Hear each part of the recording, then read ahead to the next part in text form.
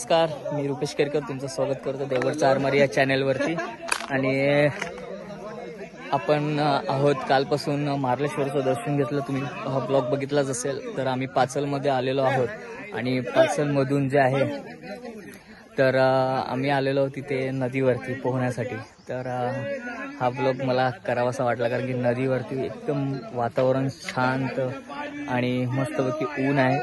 तर मुलांनी भरपूर एन्जॉय केला, दाखवतो तुम्हाला। तर हे बघा, ते सगळे एन्जॉय करतात आणि थोड्या वेळाने मी पण जाईन पाण्यामध्ये। तर हे बघा, तर खास लेडीज सबस्क्रायबर असतील त्यांनी बघू नका कारण सगळेजण जे आहेत इनरवेअर वरती आहेत।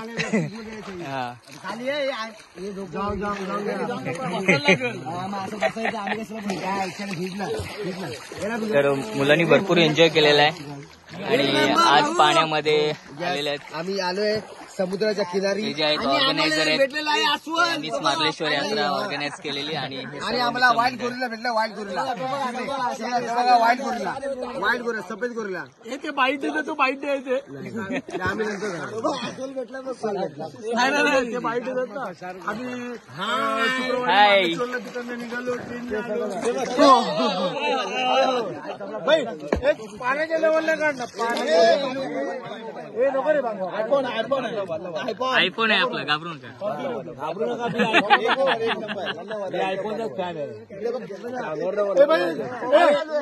पाण्याच्या लेवलला काढा, पाण्याच्या लेवल आपल्या बियर आले, चला।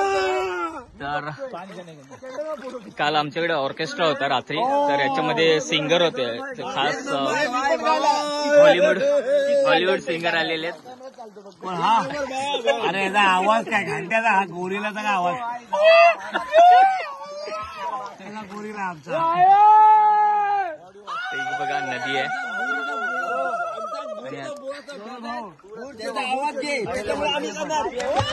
पुढे बांदर आहे आणि हे नदी पूर्ण परिसर छान आहे बघा।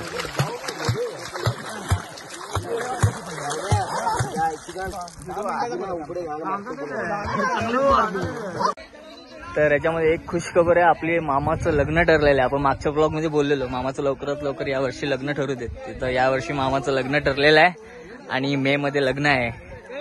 कॉंग्रॅट्स मामा, लवकरात लवकर आमच्या कॅटेगरीमध्ये येणार आहे। थँक्यू ते बघा, ते ही एन्जॉयमेंट आता चालूच असणार आहे आणि हा परिसर छान आहे। नदीच्या बाजूला जे आहेत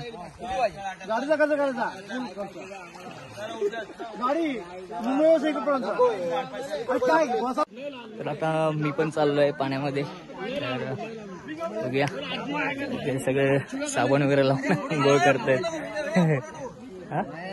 लाईव्ह चालू आहे, लाईव्ह।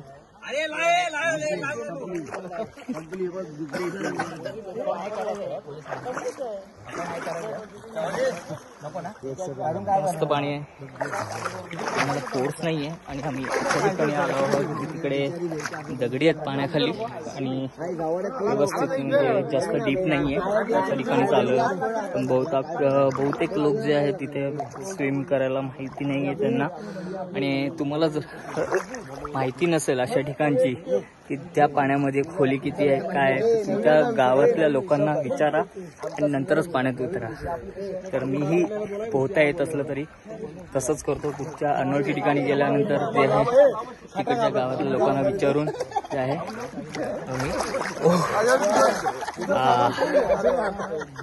छानपैकी वातावरण आहे।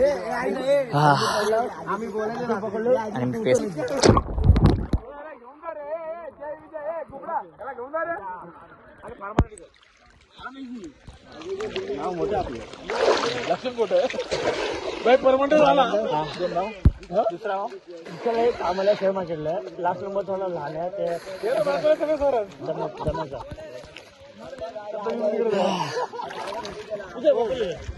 आम्ही सगळे तिकडे शेअर मागे मित्रमंडळावरती थोडंफार ड्रिंक्स वगैरे येतात, काही मुलं आहेत आणलेली आहेत आणि हे बघा तरी पा छानपैकी एन्जॉय करतायत आणि जेवायला आतून वेळ आहे. काल रात्री 2-2:30 वाजेपर्यंत लोक सगळं डान्स वगैरे करत होते आणि जागे होते. तर आता सगळेजण 10-11 वाजता आलेले आहेत आपल्या इथे आणि ती मजा मस्ती चालू आहे.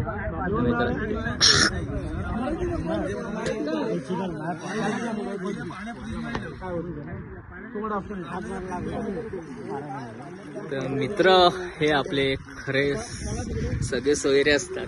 ऍक्च्युली आपण मित्रांबरोबर सगळ्या गोष्टी शेअर करतो.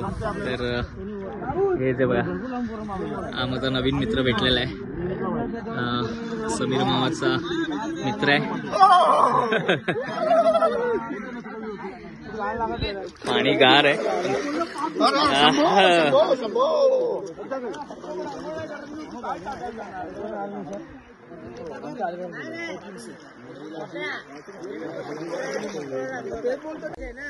ऍक्च्युली पाचलगावचे आहे. आपण दरवेळी मी कार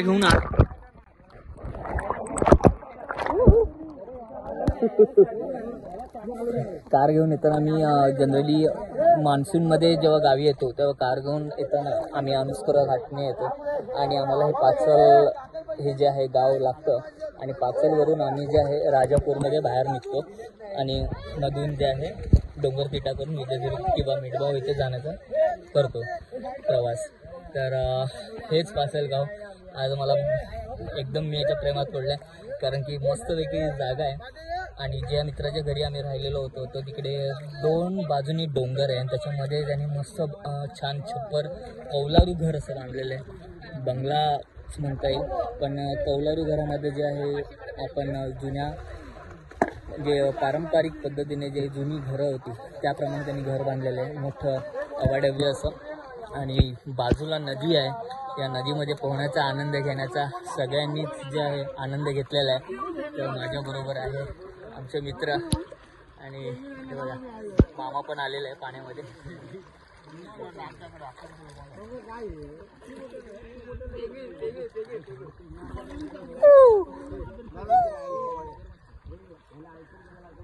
आणि जे शूट करते ती मामाच्या मोबाईलवरती करते.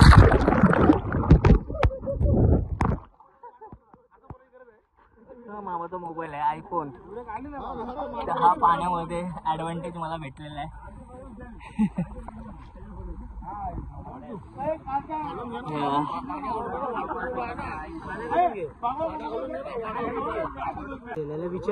आम्ही विजयदुर्गला केलेलं.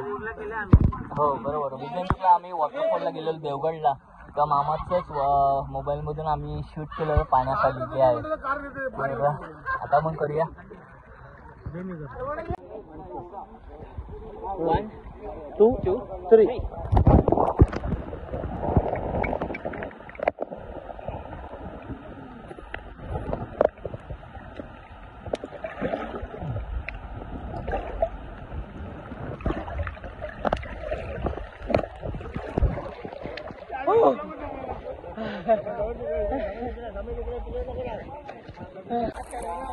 पाण्यामध्ये दगडी असल्या कारणाने भरपूर पाय स्लिप होते पण मजा पण येते तेवढीच. कारण आमच्या इकडे कोकणात आमच्या मिठगाव देवगडला आम्ही मोठ्या समुद्रामध्येच पोहलेलो आहे पण अशा नदीच्या ठिकाणी आम्ही कधी पोहलेलो नाही. पण भरपूर मजा येते. जर तुम्ही अशी मजा घेतली असेल नदीमध्ये तर नक्की मला कमेंट्स करून सांगा. आणि आम्ही आता एन्जॉय करतोय मामा बरोबर. तोपर्यंत भेटूया थोडा वेळाने.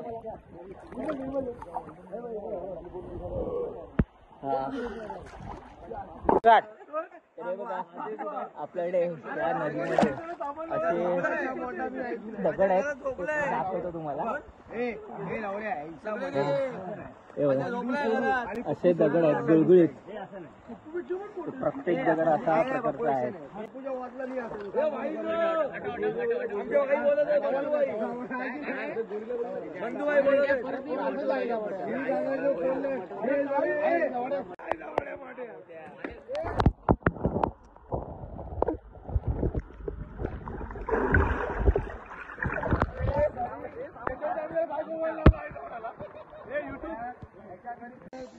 तर आता मी निघालोय नदीमधून बाहेर आणि कपडे चेंज केलेले आहेत तर कमीत कमी 2-2.5 तास आम्ही इथे होतो आणि वाजलेले आहेत 3:45. आता घरी जाऊन जेवायचं पण आहे आणि तुम्हाला ते गावचं घर पण दाखवतो मित्राचं. मस्त कौलारू घर बांधलेलं आहे आणि गावी घर पाहिजे तर असंच कौलारू घर पाहिजे ते तुम्हाला दाखवतो. तर निघूया आपण घरी जाण्यासाठी.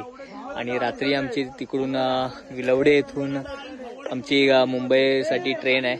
तर आम्ही निघणार आहोत इथून 7:30-8 पर्यंत निघू. ती 9:45ची ट्रेन आहे आमची विलवडेमधून. तर तुम्हाला दाखवतो घर छान आहे, कारण गावी घर पाहिजे तर असं कौलारू घरच पाहिजे तरच एन्जॉयमेंट होते. आणि स्लॅबचं असेल तर स्लॅबमध्ये कसं आहे आपल्याला वरतीचा जो आहे टेरेसचा व्ह्यू वगैरे भेटतो आणि बाकी काय नाही. आणि स्वच्छतेसाठी आपल्याला जास्त काही करावं लागत नाही. पण कौलारू घर असेल तर आपल्याला स्वच्छता करावी लागते. तर दर महिन्याला यावं लागेल असं आहे काहीतरी. तर दाखवतो तुम्हाला कौलारू घर आपलं गावातलं मित्राचं. तर हे बघा नदीपासून आपण चाललेलो आपण घरापर्यंत. ही जंगल वाट बघा आणि ही छोटीशी पाऊल वाट नदीपासून आपल्या घरापर्यंत जायची. तर आजूबाजूला छान जंगल आहे आणि पुढे गेल्यावर थोडी शेतीची जागा आहे, तिथून आपण जाणार आहोत.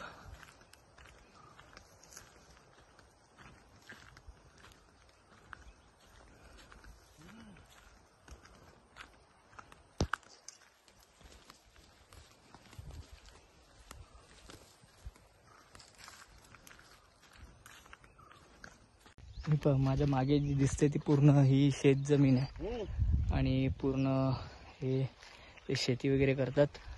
आणि पाठीमागे डोंगर आहेत. तर अगदी डोंगरापासून जवळ आहे आणि अनसपुरा घाट इथून जवळ आहे. तर आम्ही जातोय तिकडून. छान वातावरण आहे आणि गावी म्हटल्यावरती थंडी पण तेवढीच रात्रीची छान पडलेली आणि मजा आली 2 दिवस. मित्रांनो इथे जंगल जवळ असल्या कारणाने आणि मेन म्हणजे संगमेश्वर तालुक्यात आपण असल्याने इथे वाघ पण आहेत. तर या प्राण्यांचं पण इकडे येणं जाणं असतं रात्रीचं. तर जनरली इथे आता मित्र सांगत होते रात्री की इथे वाघ येतो. तर एकटं रात्रीचं फिरण्यास भरपूर धोकादायक असू शकतं आणि खास करून जर तुम्हाला व्यक्ती गावातला नसेल, त्याला काही माहिती नसेल की आपण कोणत्या साईडला कुठे फिरावं, तर इथे तो प्रॉब्लेम आहे. कारण आपल्या मनुष्य प्राणी यांनी जंगल तोडून जंगलात अधिवास केला, मग हे प्राणी आपल्या इकडे येणारच, बरोबर ना. तर जाऊया आपण मित्राच्या घरी. तर हे बघा जंगल तुम्हाला दाखवतो. माझ्या मागे बघताय की इथे भातची झोडपणी अजून बाकी आहे. तर हा पेंडा ठेवलेला आहे इथे. तर गावी या साईडला म्हणजे ह्या पट्ट्यामध्ये संगमेश्वर पट्ट्यामध्ये भात शेती वगैरे करतात. तर अशी बरेच ठिकाणी इकडे आहेत हे बघा. आणि इथे बघितलं तर ही शेती इथे केली जाते प्रत्येक याची. तर नाचणी म्हणा की अजून काही जे कोकणात उत्पन्न घेतलं जातं तर त्याचं स्वतःपुरता तरी त्यांनी भात शेती म्हणा किंवा अजून कसली शेती, नाचणी, हे सर्व इथे उगवलं जातं आणि स्वतःसाठी यूज करतात.